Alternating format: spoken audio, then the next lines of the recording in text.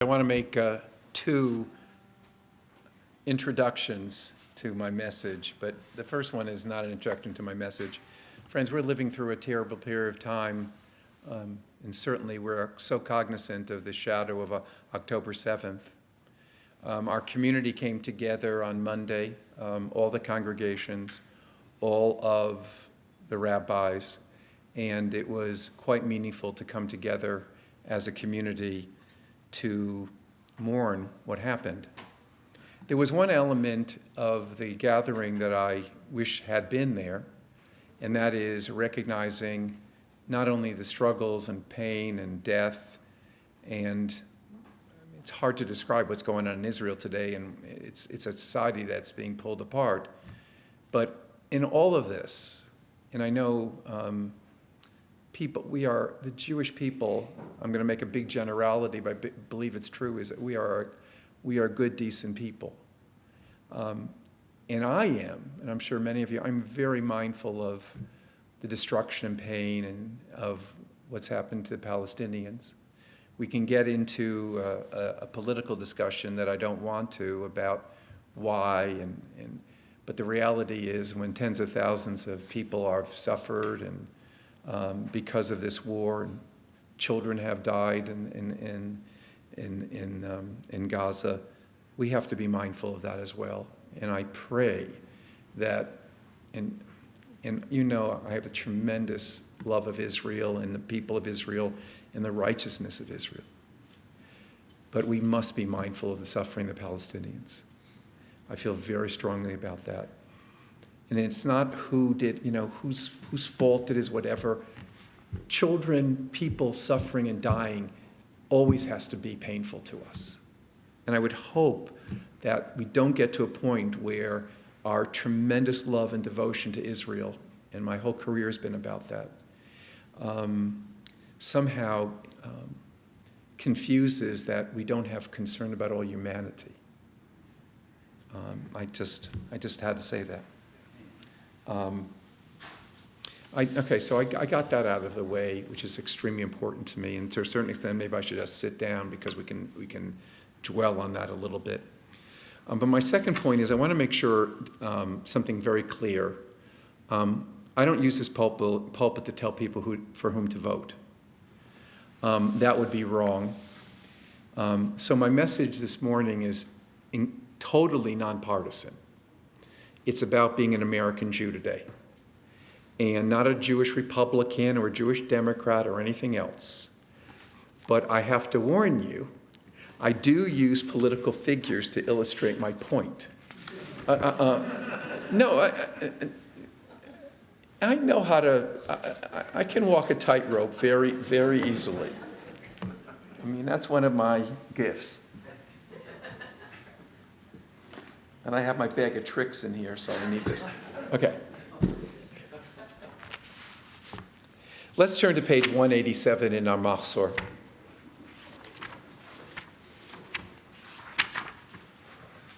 On page 187 in our Mahzor is the Shema. And in the Shema, I want to go towards the last part of the Hebrew, then we'll translate in English. It says, Uchtavtam al mezuzot beitecha v'sharecha, which is translated in our Mahzor, you shall write them on the doorpost of your house and upon your gates. Now, we read that continuously, and it obviously needs clarification. What is it talking about? It's talking about the mitzvah of putting a mezuzah on our doors. And the Hebrew word mezuzah means doorpost.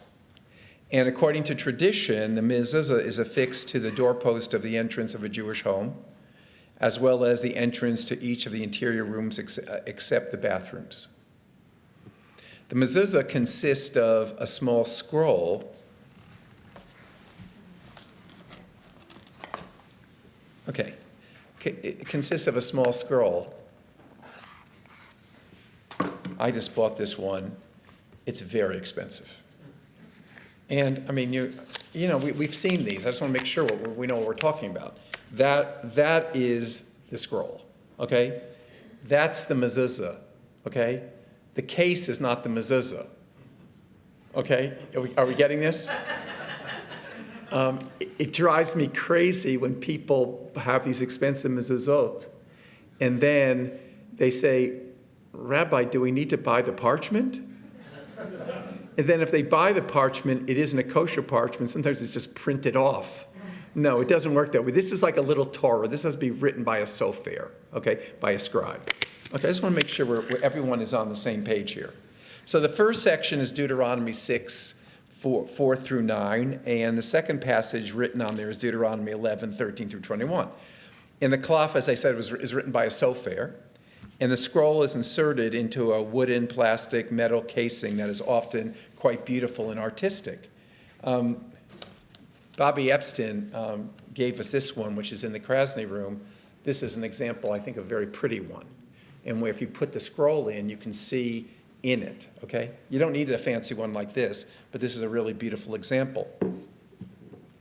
The mezuzah distinguishes a Jewish home, and it is a visible sign and symbol that those who enter that home are affirming Jewish identity and their commitment.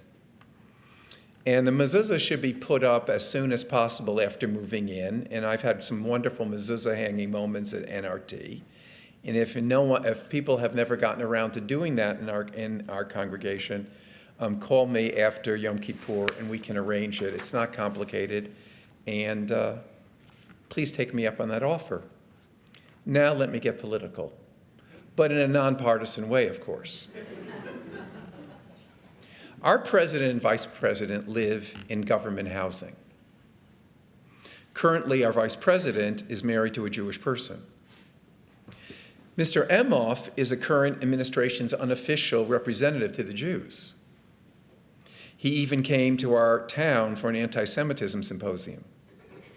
He lives with the vice president at the Navy Observatory in Washington, D.C. The official residence of the Vice President Harris and Second Gentleman Emhoff, are in an interfaith marriage, and they seek to honor both of their traditions in their marriage. And Mr. Emhoff admits that his Judaism is becoming increasingly more important to him, and the Vice President has encouraged it. In 2021, after Vice President Harris moved into the vice presidential residence, Mr. Emhoff did what many Jews do when they move into a new home. He installed a mezuzah on its front door. I know the rabbi who created the ceremony. I know where the mezuzah came from. It came from the temple in Atlanta, Georgia, and that's a whole other topic, which I could discuss at another time. The act was the first in history of the United States, which had never before had a Jewish resident in the vice president's mansion. Emhoff later cited the installing the mezuzah as a high point of the year. Now, with Mr. Emhoff's occupancy set to end in January 20th, 2025, he will need to decide what to do with the mezuzah that hangs on the front door. If Governor Josh Shapiro, a Jew of Pennsylvania, had been selected as vice president and he was elected, the mezuzah would have needed to stay, because Jewish law says if a Jewish person moves out of the house and another Jewish person moves in, the mezuzah should not be removed. I don't think that Senator Vance or Governor Walz would want a mezuzah.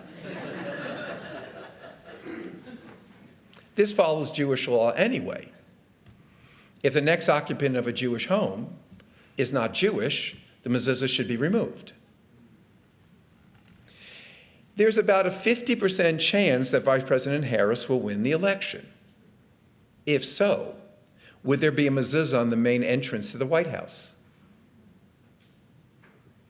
Would the White House become a Jewish home? Would there be a mezuzah hanging ceremony? Would they ask me to lead it? I will have time on my hands. I would love to take a survey of what the American people think about this question. Don't worry about the kitchen at the White House becoming kosher. Emhoff loves bacon. He does. I've done a lot of research about this, my friends. You might say this is a trivial issue. and not a pressing concern. I strongly, strongly disagree. Many Jews in America are fearful of putting up a mezuzah today. They don't have Secret Service agents protecting them. They're not living in a very liberal Washington, D.C. environment. They're living in an America where U.S. anti-Semitic incidents have skyrocketed 360% in the past year, and this is unnerving to the Jews. Being Jewish in America at this moment is very complex. Mezuzah desecration is rampant at Jewish homes in Brooklyn, New York. Brooklyn, New York is where all the Jews are. Mezuzot are ripped off college dorm rooms. At this moment, Jews are worried that their mezuzahs, make them vulnerable to attack by identifying their homes as Jewish. Yes, people are taking them down out of fear. People are turning in their mezuzot to their rabbis. One person did that with me. If we are afraid to put up a mezuzah, what's going on in this great country of ours? What is the status of our Jewish community if this is a real fear? This is not a trivial question at all. I started investigating the laws of mezuzot in Jewish history, and here are some of the responses for dangerous times that were devised, and ours is not unique. Ours is probably better than some. One of the tradition was to carve an indentation inside the doorpost itself and put the parchment inside so it wouldn't be visible. There's another tradition that you drill a hole like this horizontally. It's like, and you insert the mezuzah like it's a bolt in the side of your door so no one sees it. And if hanging a mezuzah outside the house endangers the lives of Jews, it's permitted to remove the mezuzah outside the house until the danger passes. But that is an action of last resort. Now, this is where I really had to start doing research, and this is fascinating and frightening at the same time.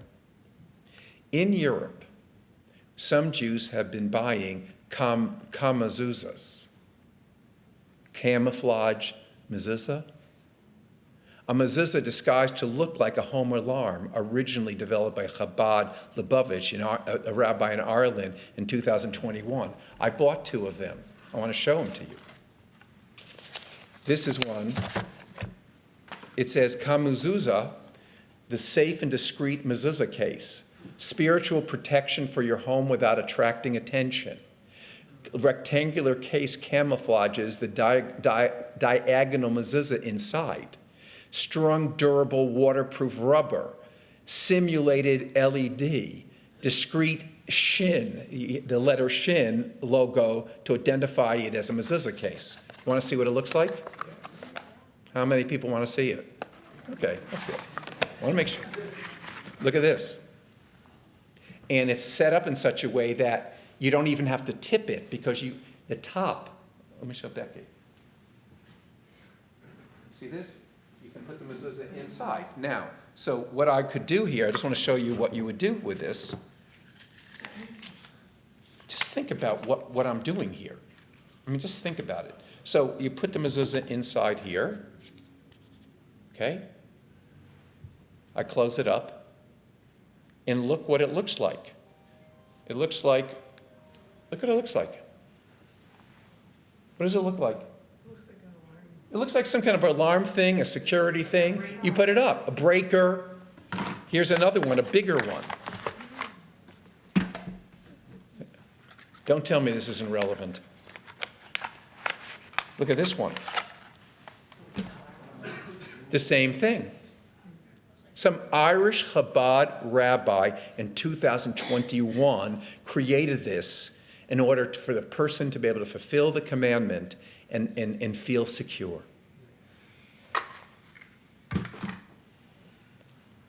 I ordered it in the mail. It came in a couple of days. And this is the hiding of our Jewish identity solution. Is this the path that we should be taking? At this extraordinary moment in American Jewish history, when we Jews are trying to discern where our metaphoric mezuzot should be hung, the nature of our visibility, a traditional cheshbon hanefesh, a Jewish soul searching, is needed. We need to ask ourselves 2 fundamental questions. What does America owe the Jews, and what do Jews owe America? What is the covenant of mutual obligation? We need to sort this out. What does America owe the Jews? We are owed freedom to practice our religion. We Jews should never feel a need to contract our Judaism. That can never be tolerated. Freedom of religion is the affirmation that America is a multi-faith society, not Christian, Jewish, Islamic, Buddhist. Americans reject religious triumphalism, one religion taking precedent over another. We Jews can never be penalized for the celebration of our religion, and accommodations must be made so that Jews can celebrate their Sabbath and Jewish holy days. And failure to offer that accommodation should be considered an act of religious intolerance in violation of our constitutional freedoms. We are owed safety to live as Jews. Our public expression of our Judaism must be protected. Jews should not fear going to synagogue, gathering in the public to express our Judaism or to protest for a specific cause. None of us should be hesitant putting a mezuzah on our doors or placing a Hanukkah menorah in our windows. A Jewish college student should not fear walking on their college campus. Jews should be free to live wherever we want, go anywhere we choose without fear, knowing that the full strength and power of our government will protect us. When we Jews are attacked, not only are we to be defended, anti-Semitic perpetrators should be seen as haters of America. Anti-Semitism is anti-Americanism. The promise of America was to give bigotry to no sanction, as our first president, George Washington, wrote in 1790 to the Hebrew congregation of Newport, Rhode Island. And I quote, you should read the whole document, it's amazing. May the children of the stock of Abraham who dwell in the land continue to merit and enjoy the goodwill of the other inhabitants, while everyone shall sit in safety under his own vine and fig tree, and there shall be none to make him afraid. We are owed understanding of who we really are. We are a diverse community. No one group represents us. No one ideology unites us. No political party has captured us. No single leader represents us. We don't vote one way or think in lockstep with each other. We American Jews overwhelmingly support Israel, as I do. Its security is essential to the Jewish survival. But we don't take our marching orders from Prime Minister of Israel or the Knesset. America, please don't pander to us like we're fools. We don't vote solely based on pro-Israel rhetoric of our candidates. We are a nuanced group. There are diverse political opinions in this sanctuary, and this is good for America. We are owed repudiation of politicians who espouse anti-Semitic rhetoric. This must begin at the highest levels of government. Identifying Jews as having some special power, influence, or loyalties is evil. I will refrain from mentioning the perpetrators from the pulpit, but you know who they are. It is a disgrace that such a rhetoric is increasingly accepted. We are owed the honoring of Judaism as part of the multi-faith nature of our society. Wherever religion is part of the celebration of American religious heritage, Judaism should be represented and not as an afterthought. I used to think that lighting the menorah at the White House and having a Seder at the White House was gratuitous. I don't think that any longer. We need as many opportunities as possible to assert our place in the multi-faith ideals of our country. And non-Jewish clergy should know, when offering an invocation, that prayers which affirm the divinity of Jesus exclude Jews. My dear colleagues, smarten up. We are owed that this country will stand resolutely against worldwide anti-Semitic actions by autocratic, nihilistic, murderous organizations and regimes that celebrate terrorism and the death of Jews. What do we Jews owe America? We owe America appreciation for the uniqueness of the American Jewish experience. The freedom that we have experienced here in America is unprecedented in Jewish history. There has never been a country that has offered so much to the Jewish people. The word of the Jewish poet Emma Lazarus on the Statue of Liberty speaks most directly to us. Give me, you're tired, you're poor. your huddled masses yearning to breathe free.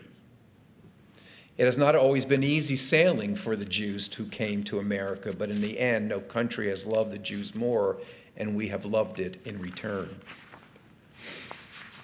We owe America our continued energetic and unselfish contribution to all aspects of American life: the arts, the sciences, literature, medicine, law, education, industry, finances, nonprofits, social media. Where have we not contributed and excelled? We are dedicated to a robust, vibrant America. No group has given this country more than we have. We owe our passionate support of American values: respecting the flag, taking national days of remembrance seriously, contributing through acts of volunteerism, especially to the underprivileged, giving charity generously, acting in ways that preserve the natural beauty of our country, speaking up when we believe that Americans' founding principles have been compromised or are threatened, serving in the military when necessary. Approximately 550,000 American Jews served in the various branches of the United States Armed Forces in World War II. I got something to show you.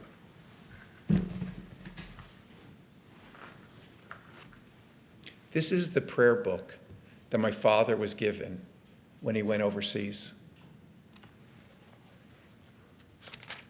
1941. I'll read you the first paragraph. Prayer book abridged, Jews in the Armed Forces of the United States. May this prayer book, small enough in size to be carried in a pocket over the heart, bear the spiritual message of Israel's ancient prayers to the heart of the Jewish members of the armed forces serving their country. The prayers here gathered speak of the eternal aspirations of the Jewish people, and indeed of all mankind. They lift the soul above the immediate cares and interests of the daily round to the sphere of tenderness, purity, faith that is divine. They link those far from home with some of the most beautiful, uplifting associations of family life. They quicken loyalty to loved ones and to all one's fellow men. And they strengthen against temptation and give courage to spurn evil and hold fast to faith in the ultimate triumph of good. In furthering this high purpose, this little volume of devotion serves not only the men who use it, but also the highest ideals of America. I got everything. This is the latest version of that. It's like another sermon about how they're different.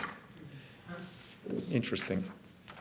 We owe America our advocacy of Jewish values, which reinforce the moral compass of America: loving the stranger, caring for the hungry, the homeless, the orphan, protecting individual freedom, fighting for the rule of law, preserving the sanctity of truth, requiring non-biased judges in courts of law.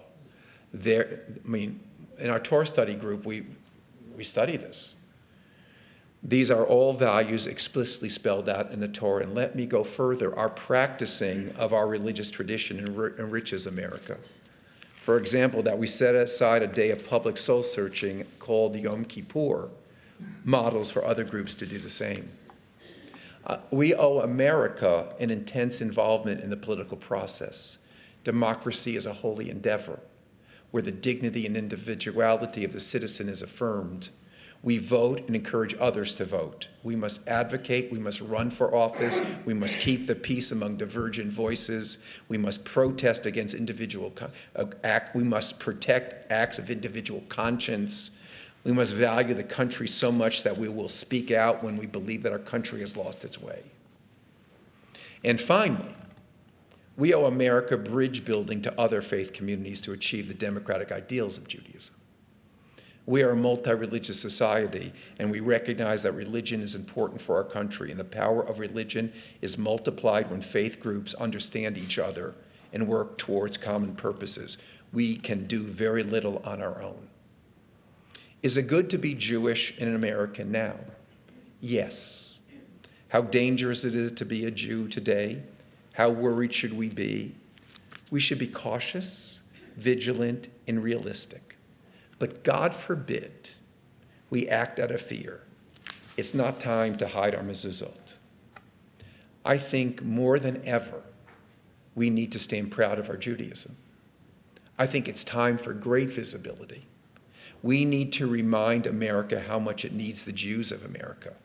We are the conscience of America because we know more than any other group what happens when freedom, democracy, and faith are diminished. And let me end where I began. I went and found someone who made these.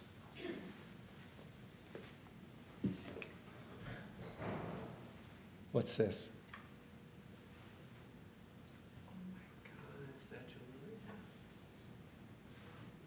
A mezuzah with the Statue of Liberty on it.